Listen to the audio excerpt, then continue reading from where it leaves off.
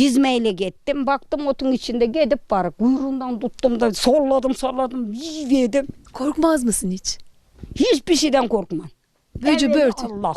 Ha.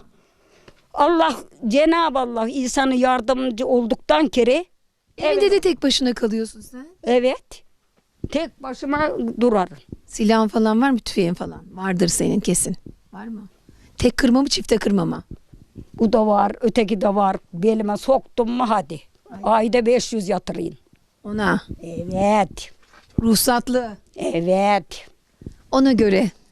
Bayağı 15 gün oldu. Oraya bir araba geldi. Ümmü teyze, ünlü. Ne oldu kuzum dedim. Bir oynayıyor, bir türkü söyleyiver. İleyenle hora konuşmuşum. Yiyedim ileyenle depmeyi. Hemen çekmişler. Hatta telefonlarda varın. Tüyüp oturun. Sen oynayıp otursun ha.